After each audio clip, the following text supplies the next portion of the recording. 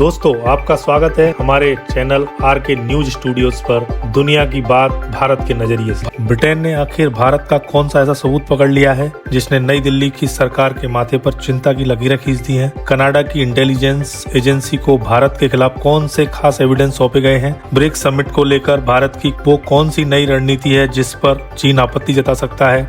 और बांग्लादेश ने बंगाल की खाड़ी में भारत के लिए कौन सा नया सिक्योरिटी थ्रेट खड़ा कर दिया है? इसके साथ ही जम्मू कश्मीर से जुड़ी बड़ी अपडेट भी सामने आ रही है। ये सभी खबरें आपको मेन स्ट्रीम मीडिया पर शायद ही देखने को मिले, इसलिए इस वीडियो को अंत तक जरूर देखिए। इस समय की सबसे बड़ी खबर भले ही ब्रिटेन और भारत को लेकर हो, लेकिन सबसे पहले बात करते हैं ब्रिक्स समिट की। इस साल ब्रिक्स की अध्यक्षता ब्राजील के पास थी और समिट ब्राजील में आयोजित हुआ था, मगर अगले साल यानी 2026 में ब्रिक्स की बागडोर भारत के हाथों में आने वाली है। ठीक वैसे ही जैसे साल 2023 में भारत ने G20 की अध्यक्षता करते हुए दुनिया भर को अपने कूटनीतिक संतुलन का परिचय दिया था। उस समय भारत ने G20 की अलग अलग मीटिंग्स देश के कई हिस्सों में आयोजित की थी, जैसे कि जम्मू कश्मीर के श्रीनगर में टूरिज्म वर्किंग ग्रुप की मीटिंग और अरुणाचल प्रदेश में रिसर्च एंड इनोवेशन की बैठक। अब रिपोर्ट्स के अनुसार भारत सरकार ब्रिक्स प्रेसिडेंसी में भी वही पैटर्न अपनाने जा रही है, यानी अगले साल होने वाली सभी ब्रिक्स मीटिंग्स देश भर की 28 स्टेट्स और 9 यूनियन टेरिटरीज में आयोजित की जाएंगी। रेफरेंस के लिए आपकी स्क्रीन पर आर्टिकल का स्क्रीनशॉट है, ताकि हर राज्य को ग्लोबल प्लेटफॉर्म पर अपनी पहचान दिखाने का मौका मिल सके। बताया जा रहा है कि कुल 60 ब्रिक्स मीटिंग्स पूरे भारत में आयोजित होंगी। हालांकि पिछली बार जब G20 की मीटिंग जम्मू कश्मीर और अरुणाचल प्रदेश में हुई थी, तब तुर्की, चीन और सऊदी अरब जैसे देशों ने बॉयकॉट किया था और अपने प्रतिनिधि नहीं भेजे थे। संभावना है कि अगले साल ब्रिक्स की मीटिंग के दौरान भी चीन वही दोहरा रवैया अपना सकता है और इन जगहों की मीटिंग्स को अटेंड करने से इनकार कर दे। लेकिन इसके बावजूद भारत सरकार ने अपनी योजना से पीछे नहीं हटने का फैसला किया है और सभी राज्यों को ब्रिक्स आयोजन का समान अवसर देगी। 1 जनवरी 2026 से भारत की ब्रिक्स प्रेसिडेंसी औपचारिक रूप से शुरू होगी और इसके बाद धीरे धीरे इन सभी मीटिंग्स का आयोजन किया जाएगा। उम्मीद है कि ये जिम्मेदारी भारत के लिए एक नए कूटनीतिक युग की शुरुआत साबित होगी। बस यही कामना है कि आने वाला साल शांतिपूर्ण और स्थिर रहे और उम्मीद करते हैं कि इस बार डोनाल्ड ट्रंप ब्रिक्स के बहाने भारत पर कोई नया निशाना साधने की कोशिश न करें। अब बढ़ते हैं अगली खबर की ओर और यह बहुत बड़ी खबर है जो सीधी जुड़ी है भारत, कनाडा और ब्रिटेन से। आपको याद होगा जून 2023 में कनाडा के सरे शहर में खालिस्तानी समर्थक हरदीप सिंह निज्जर की हत्या हुई थी। उस वक्त कनाडा के प्रधानमंत्री जस्टिन ट्रूडो की सरकार ने भारत पर गंभीर आरोप लगाए थे कि ये असैसिनेशन भारतीय खुफिया एजेंसियों के निर्देश पर हुआ है। अब उसी मामले में एक नया खुलासा सामने आया है। रेफरेंस के लिए आपकी स्क्रीन पर आर्टिकल का स्क्रीनशॉट है। रिपोर्ट्स के अनुसार कनाडा की इंटेलिजेंस एजेंसी को जो सबूत मिले थे वो दरअसल ब्रिटिश स्पाई एजेंसियों ने साझा किए थे। जानकारी के मुताबिक ब्रिटेन की खुफिया एजेंसी ने कुछ इंटरसेप्टेड कॉल्स रिकॉर्ड की थी जिनमें 3 व्यक्तियों की हत्या की चर्चा हो रही थी। इनमें से एक नाम हरदीप सिंह निज्जर का था।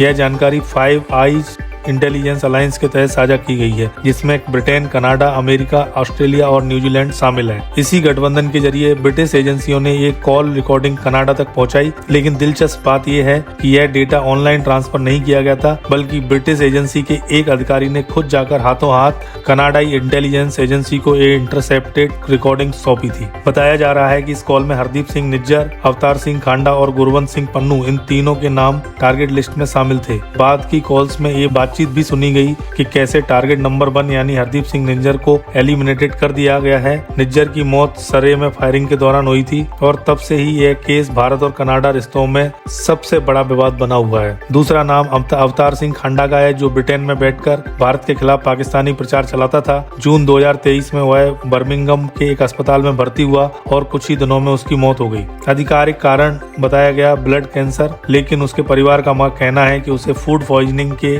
बाद एडमिट किया गया था और वे ब्लड कैंसर की बात को मानने से इनकार करते हैं। यही वह व्यक्ति है जिसने लंदन स्थित भारतीय दूतावास के ऊपर चढ़कर तिरंगे को फाड़ा था। इसके अमृतपाल सिंह के साथ भी रिश्ते बताए गए, जो अब पंजाब के खडूर साहिब सीट से सांसद है और फिलहाल असम की डिब्रूगढ़ जेल में UAPA एक्ट के तहत बंद है। अब बात तीसरे व्यक्ति की, गुरवंत सिंह पन्नू। यह व्यक्ति कनाडा और अमेरिका के बीच लगातार आता जाता रहता है और दोनों देशों की नागरिकता रखता है। कहा जाता है कि अमेरिकी इंटेलिजेंस एजेंसी CIA इसको कवर प्रदान करती है। ये तीनों ही व्यक्ति भारत के लिए वांटेड रहे हैं, लेकिन कनाडा, ब्रिटेन और अमेरिका तीनों ने इनके प्रत्यार्पण के लिए की मांग को ठुकरा दिया था। अब ब्रिटेन द्वारा दी गई कॉल रिकॉर्डिंग और इंटेलिजेंस रिपोर्ट्स वास्तविक कंटेंट को सार्वजनिक नहीं किया गया है, लेकिन भारत सरकार का कहना है कि अब तक कोई ठोस या कॉन्क्रीट एविडेंस कनाडा ने नहीं सौंपा है जिससे यह साबित हो सके कि भारत की किसी सरकारी एजेंसी का इसमें हाथ है। अब बड़ा सवाल यह उठता है, क्या सच में हरदीप सिंह निज्जर की हत्या के पीछे भारत के अननोन एजेंट्स का रोल था, या यह सब एक महज राजनीतिक खेल है? आपकी क्या राय है, हाँ या ना? नीचे कमेंट में जरूर बताइए। अब बात करते हैं अगली अपडेट की, जो जुड़ी है भारत, अजरबैजान और पाकिस्तान से। ताजा रिपोर्ट्स के मुताबिक अजरबैजान ने अपने विक्ट्री डे के मौके पर पाकिस्तान को खास निमंत्रण दिया था। पाकिस्तान के प्रधानमंत्री शहबाज शरीफ और Pakistani army chief general Asim Munir खुद बाकू पहुंचे। अजरबैजान की विजय परेड में पाकिस्तानी आर्मी का कंटिंजेंट भी शामिल था और वहां पर अजरबैजान ने अपने वो JF-17 फाइटर जेट्स भी शोकेस किए, जो उसने हाल ही में पाकिस्तान से खरीदे थे। परेड के दौरान शहबाज शरीफ ने एक स्पीच दी जिसमें उन्होंने एक बार फिर कश्मीर मसला उठा दिया। उन्होंने कहा कि जैसे अजरबैजान के नागोर्नो काराबाख वॉर में आर्मेनिया को हराकर अपनी जमीन वापस ली, वैसे ही कश्मीर और फिलिस्तीन के लोग भी आत्मनिर्णय के लिए लड़ाई लड़ रहे हैं और उन्हें भी एक दिन जीत मिलेगी। वहीं अजरबैजान के राष्ट्रपति इल्हाम अलीयेव ने अपनी स्पीच में पाकिस्तान का नाम लेकर धन्यवाद कहा और यह भी स्वीकार किया कि काराबाख रीजन को वापस पाने में पाकिस्तान ने अजरबैजान को खुलकर सपोर्ट किया था।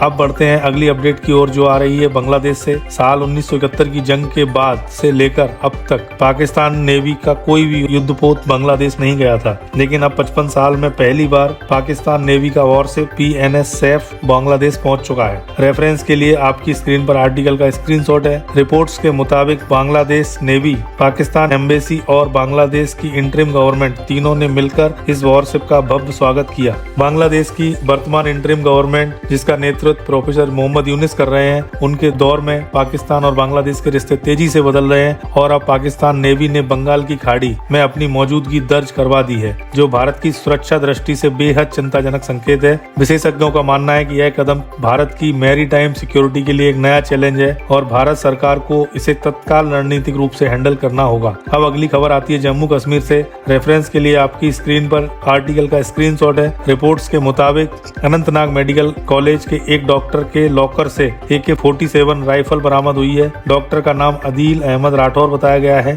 जो कांजीगुंड का निवासी है। यह GMC अनंतनाग में पोस्टेड था। हाल ही में उत्तर प्रदेश के सहारनपुर के एक प्राइवेट अस्पताल में नौकरी कर रहा था। जांच में सामने आया है कि इसी डॉक्टर ने पहले श्रीनगर में जैसे मोहम्मद जैसे आतंकी संगठन के पोस्टर भी लगाए थे। अब इसे गिरफ्तार कर लिया गया है और इसके खिलाफ आर्म्स एक्ट और UAPA के तहत केस दर्ज हुआ है। इंटेलिजेंस एजेंसियां इसे एक ओवरग्राउंड वर्कर मान रही हैं, यानी ऐसा व्यक्ति जो आतंकी संगठनों को छुपे रूप से मदद करता है। बताया जा रहा है कि यह व्यक्ति किसी बड़े आतंकी हमले की प्लानिंग में शामिल था। फिलहाल यह श्रीनगर पुलिस की कस्टडी में और पूछताछ जारी है। कहा जा रहा है कि यह एक बड़ा हमला हो सकता था, जिसे भारतीय एजेंसियों ने समय रहते रोक लिया। अब बढ़ते अंतिम अपडेट की ओर, जो जुड़ी हुई है अफगानिस्तान और पाकिस्तान से। रिपोर्ट्स के अनुसार तुर्की में पाकिस्तान और तालिबान सरकार के बीच चल रही सीज फायर वार्ता असफल हो गई है और अब ईरान ने दोनों देशों की मध्यस्थता की पेशकश की है, यह कहते हुए कि वो बातचीत की मेजबानी करने के लिए तैयार है। दूसरी ओर अफगानिस्तान की तालिबान आर्मी ने पाकिस्तान बॉर्डर के पास बड़े पैमाने पर मिलिट्री एक्सरसाइज शुरू कर दी है।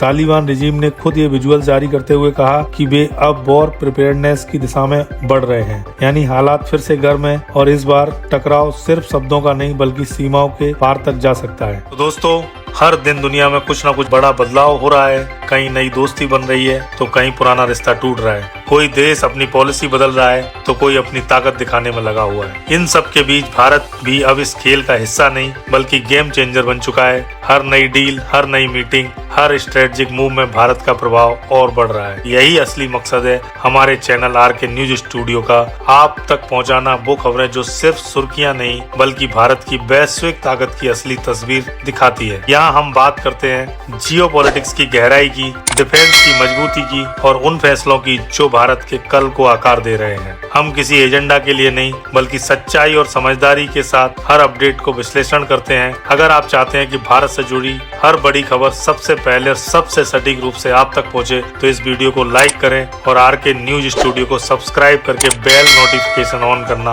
मत भूलिए। आपका एक क्लिक सिर्फ सपोर्ट नहीं बल्कि हमारे इस मिशन में आपका साथ है, जिसका नाम है भारत को समझना और भारत को आगे बढ़ाना। धन्यवाद दोस्तों, जय हिंद, वंदे मातरम।